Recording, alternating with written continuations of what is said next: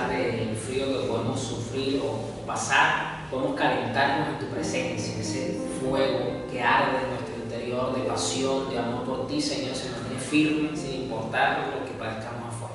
Gracias, Señor, porque a pesar de que podemos estar mirando movimientos militares sobre naciones, tu trono permanece firme, tú tienes control de todas las cosas, podemos confiar en tus planes, en tu providencia, podemos estar tranquilos y reposados, Señor, siendo guiados por tu Espíritu Santo en cada detalle, en cada paso, sobre todo en nuestras vidas, Señor, para comprender y entender mejor este mensaje que tú viniste a traer al mundo, Señor, que se ha desvirtuado tanto, se ha mal interpretado tanto, Señor. Ayúdanos cada día a entender y a comprender el mensaje de tu reino, Señor, para vivirlo, Señor, en nuestra vida, para ser sal en medio de este mundo, Señor, decaído, para ser la luz que tú nos llamaste a hacer, Señor. Gracias. Amén. Ese mensaje se llama La noticia que rompió el imperio. La noticia que rompió el imperio. Que vamos rápidamente al libro de Mateo 4, versículo 20. Voy a leer la Reina Valera 2015. Mateo 4. Yo siempre he dicho que para tú poder reconocer cuando algo es falso, tienes que conocer muy bien la versión original de algo. Si tú no conoces bien el original, te va a costar identificar lo falso cuando venga. Por ejemplo, es muy difícil, lo veo muy complicado, que alguien que trabaja en un banco o en una entidad financiera, vamos a darnos como ejemplo el banco, que son los cajeros, las personas que están ahí cuando usted se acerca a la ventanilla, que son los que manejan el efectivo de cualquier país del mundo. Es muy raro que alguien se acerque a la ventanilla a traer un depósito y que tenga un billete falso. Eso es muy complicado. Primero, el primer filtro, la persona que está del lado del banco conoce a la perfección los detalles que caracterizan si el billete es original, si el billete no es falsificado. Segundo, tienen una máquina especial que les ayuda a contar el dinero, pero que también les ayuda a identificar si el billete es falso. Así como los cajeros automáticos. Usted mete un billete falso en el cajero automático y el cajero automático te lo rebota, te abre otra vez la lucha para que tú saques el billete. O manda una alerta adentro a alguien que esté intentando defraudar al banco con un billete falso. Entonces, ¿por qué ellos tienen esa capacidad? ¿Por qué el funcionario del banco tiene esa capacidad de identificar cuando un billete es falso o no? Y mire que han habido intentos con billetes que son, wow, que cuesta mucho saber si son falsos, pero ellos saben que son falsos. ¿Saben por qué? Porque ellos están del lado del banco, que es la entidad que maneja siempre el original. Y están muy capacitados, a pesar de que ellos trabajan muy rápido. Bueno, por lo menos acá en el Perú es algo que me gusta, que tú no demoras mucho tiempo. Ellos te atienden de una forma muy rápida. Y tú le das el dinero, y ellos te lo cuentan todo, te lo revisan todo, toma, muchas gracias por venir, hasta luego. Y usted sale. Y te lo hacen ver fácil y sencillo, pero tienes que tomar en consideraciones que no son 1, ni 2, ni 3. A veces hay hasta 8 características que ellos conocen a la perfección para saber si un billete es falso o no. No importa que esté muy arrugado, no importa que esté deteriorado. Es más, usted le puede llevar un billete que está picado por la mitad. De tanto uso el papel se desgasta y se le rompe. Usted va a ventanilla y usted dice, por favor, tómame este billete. Así, aunque esté partido por la mitad, ellos van a verificar y te van a dar un nuevo. Te lo aceptan, ¿por qué? No importa la condición, porque es original el billete, por muy feíto que esté el billete. ¿Por qué yo pongo este ejemplo tan sencillo, tan cotidiano, tan común? Porque precisamente es exactamente lo que ocurre con el Evangelio. Yo me pongo a mirar cómo hay gente que le cuesta reconocer el Evangelio bíblico. Es más, voy más allá. Están tan acostumbrados a manejarse, a creer, a enseñar y a vivir un evangelio distorsionado o un evangelio que no es falso, que cuando se le presenta el billete original del evangelio, les cuesta asimilarlo, les cuesta creerlo, les cuesta aceptarlo. ¿Y por qué se dice eso? Porque le han vendido tanto el billete falso como original, que cuando ven el original, dicen, no, pero que no puede ser que este sea el original. O sea, a mí toda la vida me han enseñado, es esto, este es el billete que yo tengo como original. Y como se parece tanto, les cuesta reconocerlo y aceptarlo. Y hoy día se dice dice tanto de lo que es el Evangelio que siento que prácticamente no se dice nada de lo que es el Evangelio. Y aquí en el versículo 23, bueno, desde el versículo 12, nos da ya una idea de el inicio del ministerio de Jesús, porque dice que Juan, su primo, había sido ya encarcelado regresando a Galilea y empezó a predicar ya públicamente en su ministerio, arrepentido porque el reino de los cielos se acercaba. Llama a los primeros discípulos, versículo 18, y en el versículo 23, para que tengamos un contexto rápido, dice: Jesús recorría toda Galilea, enseñando en las sinagogas de ellos, ¿de quiénes? De los judíos, predicando el evangelio del reino. Aquí me voy a parar, porque esta es la esencia de este mensaje, con esta introducción que yo acabo de dar. Predicando ¿qué? El evangelio del reino. Siento, como yo lo dije hace rato, que siento que se dice mucho, pero a la vez que no se está diciendo nada. O siento que se está predicando mucho, pero que poco realmente lo que se está diciendo de lo que es el evangelio del reino. Predicando el evangelio del reino. Sí, pastor, ya todos sabemos que evangelio significa buenas noticias. ¿Qué tiene eso de relevante? Bueno, que esa definición no es incorrecta, está bien, es correcta, significa buena noticia, pero está muy simplificada. No se ha entendido realmente de dónde la sacó Jesús, para que podamos entender el impacto, el peso que tenía en su momento cuando él empezó a usar esta palabra, y cómo esto fue afectando la vida de la iglesia hasta la conclusión final que le dio forma como una doctrina esencial para la iglesia cuando la vida de los apóstoles. Predicando el evangelio del reino. Y aquí es donde voy a empezar a hablar un poco sobre este punto. Tenemos que entender que Jesús estaba en un mundo griego-romano. Jerusalén, los judíos eran una colonia del Imperio Romano, y que por lo tanto ese contexto cultural y político, ojo con esto que aquí es donde me voy a ir metiendo de a poco, jugó un rol fundamental y de comprensión, y que estas palabras que usted acaba de leer en Mateo, predicando el evangelio del reino, tuvo un impacto bastante sacudidor, estremecedor, pero que los seguidores, cuando lo empezaron a escuchar, comenzando por sus discípulos, que ya había llamado a los 12 como apóstoles, estaba cobrando mucho interés y de verdad ponía a prueba la lealtad de sus discípulos. Porque yo quiero que usted sepa algo. El término griego es evangelion, significa buena noticia, eso es lo correcto, está bien. Pero ¿cómo se usaba esta palabra en el Imperio Grecorromano en el ámbito político? Para que usted entienda, esta es la connotación, tiene una connotación muy fuerte en el ámbito político. El Imperio Romano usaba este término para hacer los anuncios de importancia para el Estado y para la gente. Era un anuncio estatal. Era un anuncio oficial de gran relevancia e importancia en el ámbito político, estatal, o en el ámbito social que iba a repercutir. Ya esto que estoy explicando de inicio te da a entender que esto no era cualquier noticia. Esto no era como ahorita que usted compra el periódico, sí, usted se entera de la farándula, usted el deportista fulano se lesionó. No. Esto era algo de mucha relevancia. Es como que si ahorita exactamente en unos minutos, la presidenta de la República haga un anuncio televisivo que va y suelta una noticia que va a impactar de una manera tremenda a toda la nación y a todos los que viven en esta nación ahorita. Es para que tengan una idea de cómo se lo voy adaptando. Eso es lo que significaba en el momento evangelio o evangelion, que no era cualquier anuncio, era un anuncio de mucho peso, era un anuncio muy importante a nivel político y que tiene una repercusión en la sociedad actual del momento. Interesante. ¿Y por qué entonces se le dicen buenas noticias? Porque, vuelvo y lo repito, por lo general era una noticia de mucho interés relevante Estado romano o para la sociedad de la época. Pero no era cualquier tipo de anuncio, era algo de mucho peso.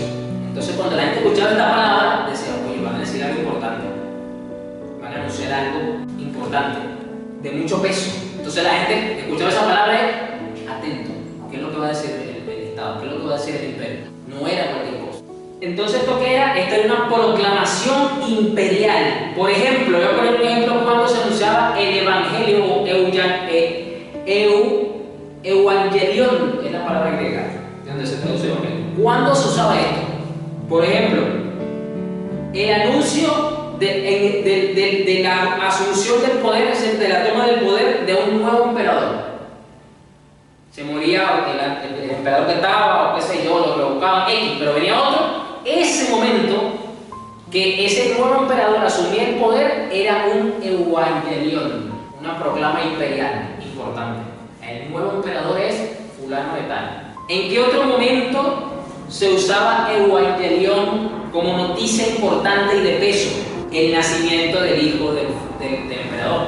Porque como estos eran cargos sucesorales, pues evidentemente el hijo del faraón y del emperador posiblemente iba a ser el próximo emperador. Entonces era otro momento que se anunciaba a la sociedad. Era un Evangelion, eran buenas noticias. Otro momento donde se usaba esta palabra como una proclamación imperial, cuando había una victoria militar. Recordemos que el Imperio Romano en ese momento era el imperio más poderoso del mundo.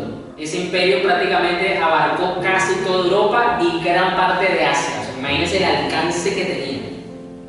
Yo creo que para estos lados no llegaron porque había mucha agua de por medio, porque si no, tú no puedes llegar para acá, para esta zona. No lo pongo en duda.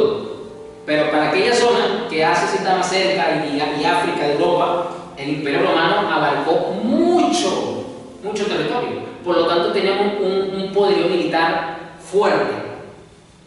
Y cuando salían a la guerra, sobre todo a la conquista, ese nuevo territorio que se añadía, que se conquistaba, se anunciaba bajo un Evangelion, una proclama de victoria militar. ¿En qué otro momento se usaba esta proclamación imperial? Cuando se decretaba o se proclamaba la paz de parte del emperador, es decir, cuando había un lugar que estaba en guerra o algún conflicto social fuerte, guerra civil X, y se establecía la paz, evidentemente con el uso de la fuerza. Obviamente, no por vía diplomática, a cosa aclaratoria, sino usando el músculo de la violencia, de la fuerza, se imponía la paz en un lugar. Ya, volvió el orden de parte del emperador de Roma, de parte del Imperio Romano, y el emperador proclamaba Evangelion sobre ese lugar. Una proclamación imperial de paz. Todo vuelve al orden. Se fue el caos, la rebelión. Todo vuelve a la normalidad, a fluir. Fíjese en qué momento se usaba esta palabra. Mire, ya usted se puede imaginar que eso entonces no se decía todo el tiempo, no se usaba todo el tiempo. Eran ocasiones muy puntuales. Ok. Y otro punto que fue uno de los más neurálgicos y que fue lo que empezó a traer ese conflicto con la figura del César romano, era porque cuando venían las fiestas se proclamaba la buena noticia de que el Salvador vino a traer gozo y felicidad al pueblo. Esto quiere decir que se le atribuía al emperador de turno rasgos divinos. Para la época del Imperio Romano, todo aquel que estaba bajo el yugo de Roma tenía que adorar al César, al emperador, porque ellos lo tenían como una figura semidivina. Entonces, cuando el emperador venía de visita a un lugar de su territorio, de su imperio, traía entre comillas paz, tranquilidad, gozo, felicidad al lugar. Eso era una buena noticia. ¿Y qué se esperaba a cambio? Que las personas lo adorasen, le rindiesen culto. Ese fue uno de los principales choques que hubo cuando la iglesia se empezó a establecer, porque la iglesia no adoraba al César, evidentemente. Pero es sobre estos ejemplos, sobre esta explicación que yo le acabo de dar, era que se usaba este término, Evangelion, la buena noticia. noticias del imperio. Ahora usted entiende que esta palabra era un mensaje de poder, era un mensaje de dominio, a través de la fuerza, evidentemente, a través de la violencia, evidentemente. ¿De quién? Del rey que se representaba en ese momento, es decir, del emperador romano, del César de turno, el que estaba de turno. Esa era lo que representaba esta palabra. Era un mensaje de buena noticia para quienes estaban bajo el dominio de poder. Ahora bien, cuando usted vuelve a leer, entonces, Mateo, que dice que Jesús recorría toda Galilea enseñando en la sinagoga de ellos, predicando el evangelio del reino, comenzandito su ministerio, ya su mensaje traía un sacudimiento a sus oyentes. Me voy a poner sobre los zapatos de los fariseos. Los fariseos buscaban estar en paz con Roma, entre comillas, por el bien de su pueblo, para evitar masacres, para evitar que le aumentaran los impuestos, para permitir que todo fluyera y que les permitiera seguir adorando al único Dios verdadero hasta que Dios decidiera quitarles el yugo de Roma. Por lo tanto, ellos, como buenos políticos, los fariseos de la época, buscaban estar bien con Roma y que escucharan a alguien que no tiene nada que ver, porque no es funcionario público, no es político, es un maestro que salió no sé de dónde, y yo dije, ¿quién es este? Usando esta palabra, ya va, pero es como este hombre va a estar proclamando un evangelio. ¿Evangelio de qué? Si eso es un término muy protocolar, con una implicación política muy fuerte, ¿cómo este hombre va a estar viniendo a proclamando un evangelio de qué? ¿De un reino que no es Roma? No puede ser. Este hombre nos va a meter en un problema a nosotros. Ahora usted entiende por qué comenzando ya su mensaje ya traía una confrontación. No era que simplemente la parte espiritual, como ya la sabemos que la recibimos, pero en ese momento eso todavía no estaba. Por eso el mensaje del evangelio, por eso cuando Jesús predicaba en público, los fariseos estaban atentos. Vamos a ver qué va a decir esta cara en la boca, nos mete a nosotros en un problema. Nos va a meter en un problema. Y de paso dice, predicando el evangelio del reino, y no se estaba refiriendo al reino de Roma. Ahora usted entiende por qué los fariseos, por qué los líderes religiosos de la época no veían con buenos ojos a Jesús. Primero porque lo veían como un problema con Roma en el ámbito político. Y segundo, porque los confrontaba a ellos mostrándoles al pueblo, los desnudaba religiosamente delante del pueblo. Ustedes fariseos son unos hipócritas. Ustedes son como los sepulcros, por fuera tan limpios, pero por dentro tan podridos. Era otro problema más que tenían con él. O sea, no se salvaban ni por un lado ni por el otro. Proclamando el evangelio del reino. Vaya. Evidentemente Jesús le fue transformando este concepto. ¿Dónde fue que él transformó este concepto? Juan 18:36. Vamos al evangelio de Juan. Vamos a ir mirando. Juan 18:36. Vamos a leer el 33. Ya Jesús fue traicionado por Judas, ya fue vendido, y el sumo sacerdote lo interrogó, ya se lo mandaron a Pilato para que lo sentenciara a muerte. Pilato, bueno, lo interroga para saber por qué se lo están trayendo, a ver que si lo encuentra culpable, a ver cuál fue el delito que cometió. Y va de frente, para no perder tiempo. ¿Eres tú el rey de los judíos? ¿Por qué le dice eso? Primero por la figura de la profecía mesiánica que dice que el Mesías se va a proclamar como un líder político, militar, que va a quitar el yugo que tenga su pueblo, va a restaurar el poder de Israel y va a traer otra vez prosperidad al pueblo. Segundo, tiene 3 años predicando el evangelio usando una proclama imperial del reino que no es de Roma y que por lo tanto se está atribuyendo él, se está poniendo como el rey de los judíos. Entonces lo ven como alguien que se puede sublevar, alguien que se puede rebelar en ese momento, como un líder político que puede derrocar el yugo de Roma. Y Pilato le dice entonces, ¿tú eres el rey de los judíos? En el versículo 33. Entonces Pilato volvió a entrar en su residencia y pidió que le trajeran a Jesús. De una vez se lo preguntó, ¿eres tú el rey de los judíos? Le preguntó, Jesús contestó, ¿lo preguntas por tu propia cuenta o porque otros te hablaron de mí? ¿Acaso yo soy judío? Replicó Pilato. Tu propio pueblo y sus principales sacerdotes te trajeron a mí ¿por qué? ¿Qué has hecho? Jesús contestó, aquí le contesta la pregunta de si es o no el rey de los judíos. Mi reino no es un reino terrenal. No está negando que no. Fíjese, él no está negando que no es el rey de los judíos. Él no se lo está negando. Le está afirmando con su respuesta que sí es el rey de los judíos, pero que su reinado en ese momento no es un reinado terrenal. Ojo, dice, mi reino no es un reino terrenal. Si lo fuera, mis seguidores lucharían para impedir que yo sea entregado a los líderes judíos. Pero mi reino no es de este mundo. Pilato le dijo, ¿entonces eres un rey? Tú dices que soy un rey, contestó Jesús. En realidad yo nací y vine al mundo para dar testimonio de la verdad. Todos los que aman la verdad reconocerán lo que yo digo es cierto. Entonces, el uso del término evangelión es una proclama de un reino, que es el reino de los cielos, pero no bajo el uso de la fuerza ni de la violencia, sino a través de ¿qué? De la gracia y del amor de Dios. Aquí empezó Jesús, aunque está usando este término muy conocido en el Imperio Romano por todo el mundo, pero le está trastocando, está transformando el término.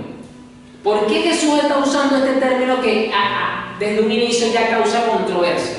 Pudiendo haber traído otro término, pudiendo haber usado otra palabra menos confrontativa, menos polémica. Porque en esta palabra hay algo muy importante, y es que en esta palabra proclama que todos aquellos que están bajo la autoridad del reino de los cielos, al igual que en el reino de Roma, tiene que tener lealtad absoluta hacia su reino. Eso es lo que implicaba usar esta palabra. Es decir, cuando el Imperio Romano proclamaba el Evangelión, la proclama imperial, estaba exigiendo y estaba recordando que todos sus súbditos, todos sus ciudadanos le deben lealtad, fidelidad radical y absoluta a su emperador, a su rey. Que no se iba a tolerar una lealtad dividida, tenía que ser absoluta. Es por eso que Cristo usa este término, porque es exactamente lo que el reino de los cielos demanda de todos sus ciudadanos, de todos sus hijos. No podemos tener un corazón dividido con diferentes lealtades. No se puede. No hay matices aquí dobles en este sentido. Entonces, esta proclamación imperial de Jesús, o el Evangelio, el Evangelión, es una contranarrativa radical al poder político del mundo, a cómo funciona el mundo, pero exige de igual manera lo que el mundo quiere. El mundo quiere lealtad, pues Cristo también quiere lealtad. Por eso aquí no puede haber una ambigüedad, no existe esa cosa. No existe. Al Jesús usar este término, está proclamando que un nuevo reino. Y es por eso que los líderes sacerdotes, como digo yo, se espelucan. Como un nuevo reino, si tenemos el reino de Roma. Vienes hablando de que más o menos, o sea, tú te vas a levantar en contra de Roma, o sea, tú no vas a meter problemas a nosotros. ¿Y por qué los fariseos tuvieron esta postura? Porque la única autoridad que el Imperio Romano les permitió a los judíos tener era las autoridades religiosas. Los fariseos, junto con los saduceos, que eran las dos facciones religiosas de la época judía, formaban lo que se llama la corte del Sanedrín. Esa era la máxima autoridad que tenía el pueblo judío. No podía tener ningún otro tipo de autoridad civil, militar, policial, nada de eso. Para que sea. O sea, Roma le vamos a permitir las autoridades religiosas que también tenían funciones civiles y que ellas se encarguen de ustedes. Más de ahí no. Y cuidadito. Lo vamos a estar vigilando. Cuidadito. Y de repente aparece un hombre diciendo una proclama que es un nuevo imperio. ¿Qué es eso? Por eso es que la preocupación de ellos. Porque Roma iba a venir contra quién primero, contra el pueblo. No, Roma iba a venir con la cabeza de ellos. Mira, ¿cómo que ustedes están permitiendo proclamando un nuevo reino? Ven acá. Cada vez que eso abre la boca, cada vez que eso aparece en público y empezaba a predicar la palabra, el evangelio. Los fariseos, siempre que Jesús estaba en público, había fariseos en él. Póngase a mirar detenidamente cuando Jesús estaba en público en el evangelio. Se va a dar cuenta que los fariseos estaban siempre pendientes, escuchando lo que él hablaba. Escuchando lo que él decía. ¿Por qué? Porque no les convenía. Por eso que el mensaje de Jesús fue tan incómodo. En pocas palabras, aunque los fariseos decían ser los representantes de Dios para el pueblo y tener un compromiso firme con Dios, realmente en el fondo de su corazón lo que tenían era lealtad hacia Roma, porque tenían más miedo de lo que el hombre les podía hacer que de Dios. Esa es la verdad. Romanos 1:16. Este es un texto muy conocido, muy famoso, del apóstol Pablo refiriéndose al Evangelio, precisamente. Dice Pablo acá: porque no me avergüenzo del Evangelio, pues es poder de Dios para salvación a todo aquel que cree, al judío primero y también al griego. ¿Por qué Pablo dice por qué no me avergüenzo? Ahora usted entiende estas palabras. Dentro de su contexto histórico político de la época, había que tener pantalones para decir: yo no me avergüenzo de Cristo, yo le soy leal. ¿Por qué dice aquí el apóstol? Porque es poder de Dios para salvación a todo aquel que cree, no simplemente porque se lo está inspirando el Espíritu Santo. Entendiendo el contexto, yo ya lo acabo de mencionar, que el Imperio Romano, a través de esta proclamación imperial que hacía el César, él le vendía la idea a las colonias, antes, en el momento crucial de la colonización, de traerles paz y salvación si se unían voluntariamente al Imperio Romano, con fuerza, después de la derrota victoriosa militar. Tenía, entre comillas, ese acto de bondad con la población. Bueno, ya sus líderes fueron derrotados, ustedes no tienen ejército, escojan qué quieren hacer. ¿Quieren seguir la vía de sus líderes o se van a unir al Imperio Romano y van a ser ahora colonia nuestra? Les prometo, les traigo paz ahora y salvación, porque si se unen al Imperio Romano van a tener prosperidad, van a ser de verdad un pueblo protegido, no van a tener nadie que se venga en contra de ustedes. Ese era el mensaje Evangelion, la proclamación imperial del emperador romano hacia las colonias. Por eso les exigía. ¿Qué les exigía el emperador romano? Lealtad. Yo les exijo lealtad, aparte de los impuestos y todo eso, pero en el ámbito ético les pedía lealtad. Así que cuando el apóstol Pablo escribe esto acá, en este caso que los primeros que recibieron este mensaje fue la iglesia de Roma, y no me estoy refiriendo a la iglesia católica, no tiene nada que ver con eso. Y ellos ser católico, apostólico y romano, no. Si les parece, entonces no existía, ni pensaba existir la iglesia católica todavía, sino a Roma, la iglesia que estaba en Roma. Ellos entendieron perfectamente la palabra evangelio y la connotación que dice después, pues es poder de Dios para salvación. No es el poder del emperador romano el que le va a traer ahora paz y salvación. Es el poder de Dios para salvarlos del miedo, para salvarlos de las cadenas, para salvarlos. Ahora usted entiende mejor la connotación, el impacto que tuvo estas palabras de Jesús y que la continuaron replicando los apóstoles y le dieron forma a algo tan básico y tan esencial, que es un mensaje que te libera del sistema, es un mensaje que te saca y te pone en contracorriente a la forma de pensar actual. Por eso comencé hablando de el mensaje del que trabaja en el banco con el billete. Porque ahora, si usted se pone a entender esto, usted comprende que está bastante alejado o distorsionado de los mensajes como hoy día te venden el Evangelio. Es una lealtad establecida en la que tu corazón es puesto a prueba de verdad. Por eso que el apóstol aquí dice: yo no me avergüenzo del Evangelio. Mira que había que tener pantalones para decir eso. Porque esto se les exigía tanto a los ciudadanos romanos como a los ciudadanos colonizados. Se les exigía lealtad absoluta.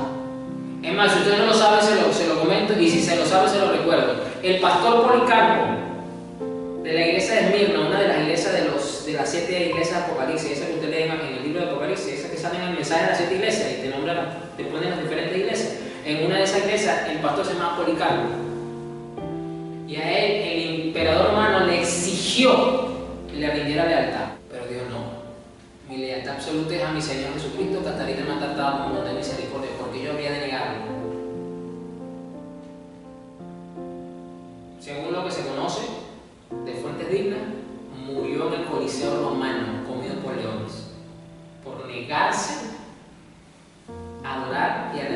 calentar al César antes que a Dios. Ahora usted entiende por qué el mensaje de Cristo, que fue replicado por los apóstoles y a la cual la iglesia le dio forma, es tan perseguido y tan atacado. O por lo menos lo fue así mucho en un principio. Hoy día este mensaje está muy diluido, este mensaje está muy mezclado con muchas filosofías y puntos de vista torcidos que realmente distorsionan el mensaje del Evangelio. El mensaje bíblico del Evangelio confronta tu corazón, porque nuestro corazón nos jala a este mundo, nos jala a los caprichos de este mundo. Nuestro corazón a veces actúa como un niño pequeño, no puede ver algo, pues yo quiero eso, yo también quiero estar así, yo también quiero tener eso, yo también quiero lograr aquello. Nuestro corazón a veces es así caprichoso. ¿Y qué pasa si Dios no nos da todo lo que nuestro corazón quiere? Que muchas veces pasa eso. Porque no me avergüenzo del Evangelio, porque es poder de Dios. Entonces, imagínense, esta iglesia estaba en Roma. Por eso la epístola se llama Romanos. O sea, estaba en la capital del imperio. Imagínense. No es que estaba por allá, no, en el mismo centro político, religioso del imperio romano. Y Pablo le manda esta carta. Porque no me avergüenzo del evangelión, porque es poder de Dios para salvación. Ahora usted entiende el peso que tuvo estas palabras. No me avergüenzo del evangelio. Y ojo, Pablo era ciudadano romano. Él era ciudadano romano. Lo está diciendo con fundamento, con base. No me avergüenzo. No me da vergüenza. O sea, no me da miedo. No me preocupa. No me quita el sueño. Porque es poder de Dios para salvación. No es el poder del César que ustedes tienen allá en la capital. No. El poder de Dios para realmente darme salvación y paz. Ellos entendieron bien esa palabra. Ahora usted lo comprende mejor. Ok, vamos ahora a Filipenses 1:27. Reina Valera 1015 dice: solamente procuren que su conducta como ciudadanos sea digna del Evangelio de Cristo. Lo voy a poner así: solamente procuren, es decir, tengan como prioridad en sus vidas que su conducta como ciudadanos, está usando un término citadino, está usando un término relacionado a imperio, a ciudad, a pueblo, algo que te da identidad con alguien o con algo. Sea que digna de la proclamación imperial de Cristo. Para la época, vamos otra vez al contexto cultural del momento. Un ciudadano romano tenía que tener un pensamiento de: yo soy ciudadano romano, como que había un orgullo, como que pertenezco al imperio romano, o sea, pertenezco al imperio más poderoso de la época, o sea, me puedo odiar.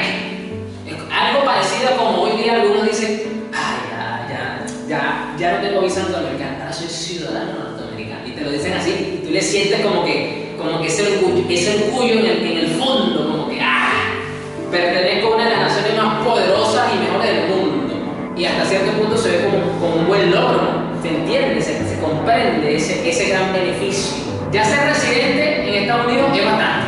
Ahora, que tú tengas la ciudadanía, a algunos les genera eso envidia. Bueno, en la época era lo mismo. Ser ciudadano romano no era simplemente codearte o vanagloriarte de que eras de Roma, que pertenecías al imperio romano como ciudadano, sino que tomando en cuenta esta connotación, esta mezcla torcida entre la política y la religiosidad, los ciudadanos romanos se les exigía de parte del imperio tener un comportamiento que no afrentara, que no avergonzara al César.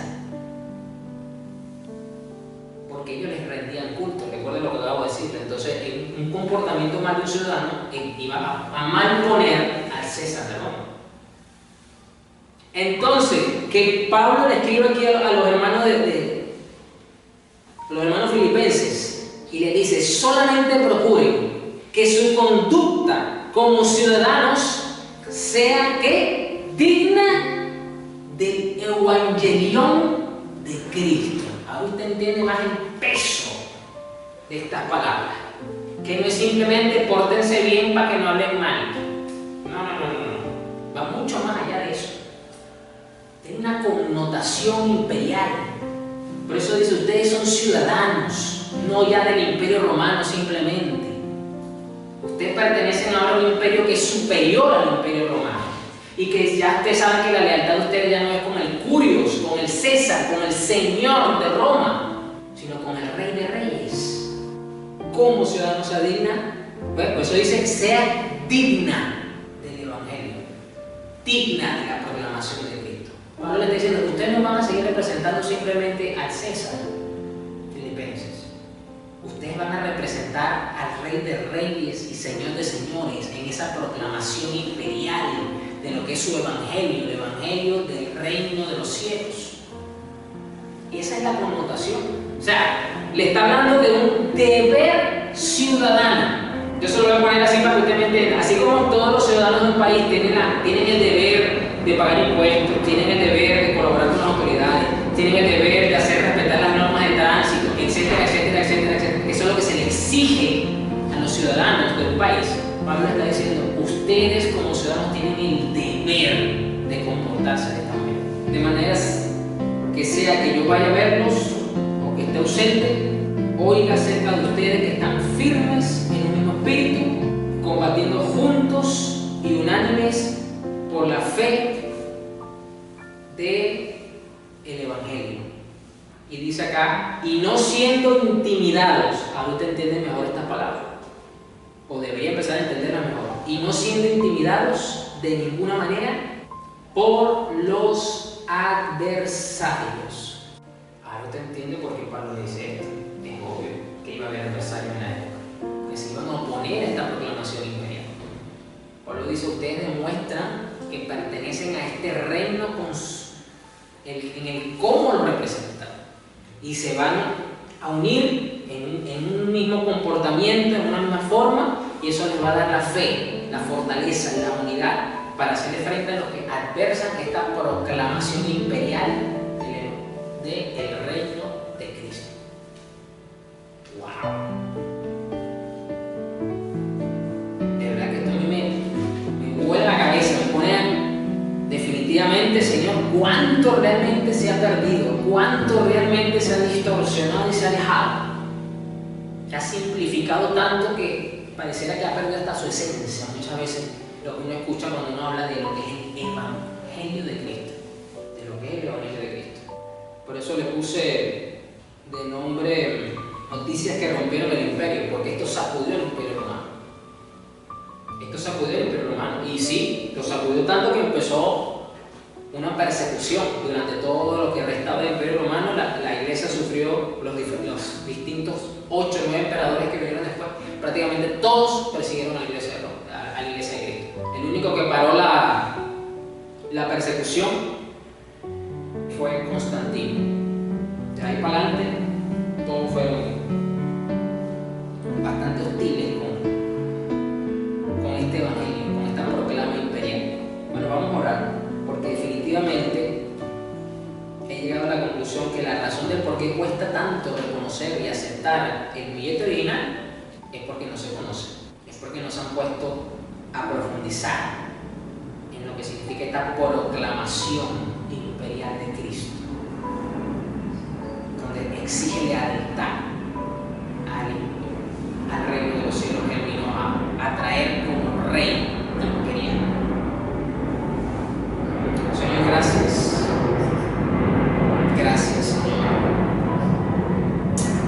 porque tú nos haces ver realmente lo profundo, lo hermoso, lo demandante, lo exigente que es esta proclama de tu evangelio, que no son simplemente buenas noticias, sino una declaración de lealtad absoluta de parte de nuestro Rey sobre nuestras vidas, para que seamos fortalecidos a pesar de lo que nos toque combatir y afrontar, para que realmente tengamos un comportamiento digno y a la altura para representarte, Señor. Padre, ayuda a tu iglesia, que esta palabra realmente pueda calar, pueda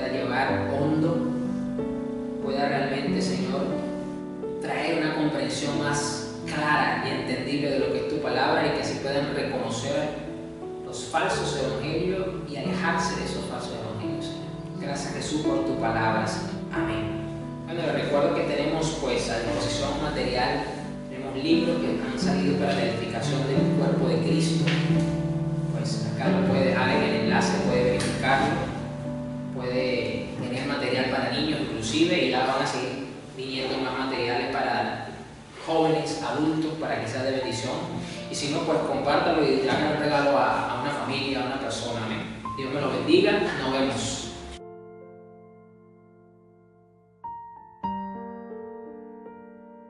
Hay cosas que ningún maestro puede enseñar, ni en el colegio, ni en una pantalla.